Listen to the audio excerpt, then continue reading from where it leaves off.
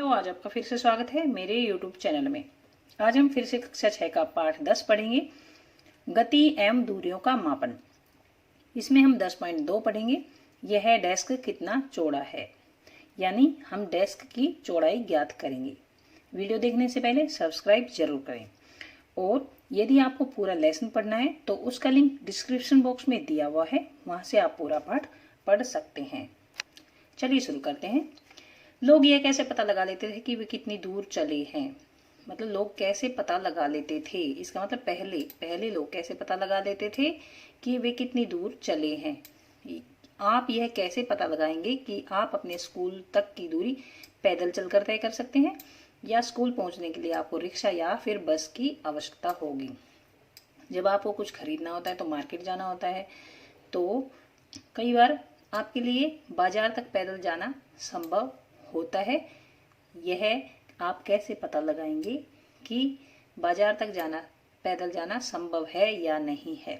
तो आप इन प्रश्नों का उत्तर कैसे जानेंगे? कोई स्थान कितनी दूर है, अगर यह हमें पता लग जाए तो हम अनुमान लगा सकते हैं कि वहां पहुंचने के लिए हम पैदल जा सकते हैं या फिर बस से जा सकते हैं या रेलगाड़ी से जा सकते हैं या पानी के जहाज से जा सकते हैं या वायुयान से या फिर कोई अंतरिक्ष यान लेना होगा। जैसे कि मान लो हमें कहीं 20 किलोमीटर दूर जाना हो और हमारा दोस्त कहता है चलो पैदल चलते हैं, लेकिन हमें पता लग गया कि वो जगह 20 किलोमीटर दूर है, तो हम उसे राय देंगे कि नहीं, हम या तो बाइक से चलते हैं, स्कूटी से चलते हैं या फिर गाड़ी से या बस से चलते हैं। पैदल जाना वहां तक संभव नहीं होगा। क्यों?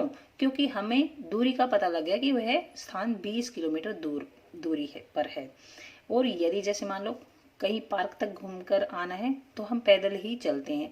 अगर हमारे साथी बाइक लेके चलेगा तो हम कह देंगे यहाँ तक तो हम पैदल ही जा सकते हैं। तो इसके लिए क्या निष्कर्ष निकला कि कोई स्थान कितना दूर है हमें यह पता होना चाहिए, तभी हम अनुमान लगा सकते हैं कि वहां पैदल जाया जा सकता है या फिर रेलगाड़ी से जाया जा सकता है या फिर बस से जाना होगा या पानी के जहाज से जाना होगा या वायुयान से या अंतरिक्ष यान से जाना होगा, यदि हमें किसी स्थान की दूरी पता हो। कभी कभी ऐसी वस्तुएं भी होती है जिनकी लंबाई या चौड़ाई जानने की हमें आवश्यकता होती है। कई बार ऐसी वस्तुएं होती है जिनकी लंबाई या चौड़ाई जानने की हमें आवश्यकता होती है। पहली तथा बूझों की कक्षा के कमरे में बड़े बड़े डेस्क हैं जिन पर दो दो विद्यार्थी बैठते हैं। आपकी कक्षा में भी होंगे बड़े बड़े डेस्क जिन पे दो दो विद्यार्थी बैठते हैं। पहली तथा बूझो एक डेस्क पर साथ साथ बैठते हैं, परंतु बहुधा उनमें झगड़ा हो जाता है कि उसका दूसरा साथी डेस्क से अधिक भाग का उपयोग कर रहा है। कई बार आप में भी झगड़ा होता होगा कि मेरा बैग इस तरफ मेरी जगह में रखा है, तुम्हारा बैग मेरी जगह में रखा है, या फिर मेरा बैग तुम्हारी जगह में रखा है। तो ऐसे आपस में कई बार झगड़ा हो जाता है कि तुम ज्यादा डेस्क का ज्यादा हिस्से का उपयोग कर रहे हो और मैं डेस्क का जो है वो कम हिस्से का उपयोग कर रहा हूँ। तो अध्यापक के सुझाव पर उन्होंने क्या किया, जैसे पहली और बूझों की लड़ाई होती थी, उन्होंने क्या किया, अध्यापक ने कहा कि इसके बीच में लाइन लगा लो, इसके बीच में एक निशान लगा लो और डेस्क को दो बराबर भागों में बांट लो और आधा इधर और आधा इधर हो जाएगा। आधा पहले के लिए हो जाएगा और आधा बूझों के लिए। जैसे ये डेस्क है, इसके बीच में ये लाइन लगा दी तो आधा इधर और आधा इधर हो जाएगा। ये दोनों ही अपने मित्रों के साथ गिल्ली डंडा खेलने के शौकीन हैं और बूझो तो सदैव ही अपने पास एक गिल्ली डंडा रखता है। आप भी ये गिल्ली डंडा हो सकता है कोई ना कोई रखता हो। तो यहाँ चित्र में उन्होंने गिल्ली और डंडे के उपयोग से जो डेस्क की लंबाई मापने का प्रयास किया। अब देखिए, मान लो आपको कहा जाए कि आप इस डेस्क का आधा आधा करेंगे, तो क्या कर सकते हैं आप, जो हाथ की जो मतलब जैसे हाथों से भी हम नाप सकते हैं कि हाथ की उंगलियों से भी नाप लेते हैं, तो और या फिर किसी स्केल से भी नाप सकते हैं। पहले हम देखेंगे कि ये कितना चौड़ा है टोटल, फिर उसका आधा कर लेते हैं, तो ऐसे भी नाप सकते हैं। अब ये पहली और बूझों ने गिल्ली डंडे से, जैसे ये तो डंडा है, एक इधर और फिर एक इधर से नाप लिया। पहले इधर आधा नाप नापा, फिर इधर से नाप लिया, फिर बीच में एक एक गिली। तो ये बीच का ये हिस्सा देखिए इन्होंने 2 हिस्सों में ये बांट दिया है। ऐसा लगता है कि डेस्क की लंबाई 2 डंडों की लंबाई और 2 गिल्लियों की लंबाई के योग के बराबर है। डेस्क के मध्य में एक रेखा खींचने पर दोनों प्रसन्न दिखाई देते हैं, क्योंकि दोनों को आधा आधा डेस्क मिल गया, जिसमें डेस्क का आधा भाग लंबाई में 1 डंडे और 1 गिल्ली के बराबर है। देखिए 2 डंडों और 2 गिल्ली के बराबर है, तो एक आधा हिस्सा तो पहले को मिल गया है और आधा हिस्सा बूझों को मिल गया है। कुछ दिनों तक बाद खींची गई रेखा मिट जाती है, बूझों का पुराना गिल्ली डंडा खो जाता है। अब क्या करें, अब उसके पास गिल्ली डंडे का नया सेट है। अब देखिए वे गिल्ली डंडे के नए सेट से फिर दोबारा से उसकी लंबाई नापते हैं, लेकिन ये डंडा और गिल्ली बड़े हैं थोड़े से।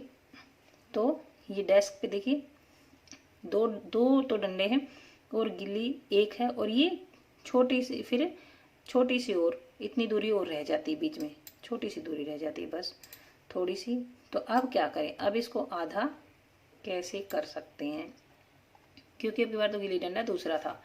हेलो, अब जब डेस्क की लंबाई गिल्ली डंडे के नए सेट से मापी गई, तब डेस्क की लंबाई ऐसे प्रतीत हुई जैसे कि लगभग 2 डंडों तथा 1 गिल्ली की लंबाइयों के बराबर हो, परंतु फिर भी डेस्क का कुछ भाग बच जाता है। जैसे ये बीच में बच गया है, ये भाग बच जाता है थोड़ा सा। अब यह तो 1 गिल्ली की लंबाई से भी कम है। अब क्या करें, अब पहेली और बूझों को क्या सुझाव देंगे ताकि वे डेस्क की पूरी लंबाई माप लें। अब आप को मान लो ये डेस्क की लंबाई नापनी हो, तो फिर आप क्या करेंगे? क्या वे लंबाई मापने के लिए, या फिर पहेली और बूझों को क्या सुझाव देंगे? क्या वे लंबाई मापने के लिए क्रिकेट के विकेट का उपयोग कर सकते हैं, या गुल्लियों का उपयोग कर सकते हैं, अथवा आप सोचते हैं कि ऐसा करने से वैसी ही समस्या उत्पन्न हो सकती है? हाँ, वैसी ही समस्या उत्पन्न हो सकती है, क्योंकि बैट हो सकता है ज़्यादा लंबा हो। बैट मान लो एक बैट यहाँ से यहाँ तक हो सकता है, या फिर यहाँ से यहाँ तक भी हो सकता है। तो ये जो है आधा आधा नहीं हो सकेगा। तो वह एक कार्य कर सकते हैं, एक छोटी डोरी ले सकते हैं। तो देखिए इसका सॉल्यूशन क्या होगा कि वे एक कार्य कर सकते हैं, एक छोटी डोरी ले सकते हैं, इस पर 2 चिन्ह लगाएं, यह डोरी की एक लंबाई होगी। वे डेस्क की चौड़ाई डोरी की लंबाई के पदों में माप सकते हैं। वे इस डोरी का उपयोग डोरी की लंबाई से कम दूरियों को मापने में किस प्रकार कर सकते हैं? वे डोरी को मोड़कर डोरी की लंबाई का आधा, 1/4 या 1/8 कर सकते हैं। अतः संभव है पहेली और बूझो डेस्क की यथार्थ लंबाई इस डोरी की सहायता से माप सकते हैं। देखिए कैसे कर सकते हैं कि एक डोरी लेंगे, एक डोरी ले ली हमने, इस कोने से, मान लो इस कोने से हमने शुरू किया है डोरी से मापना। तो डोरी को सीधा यहाँ तक और यहाँ तक ले जाएंगे, यहाँ तक हो गया।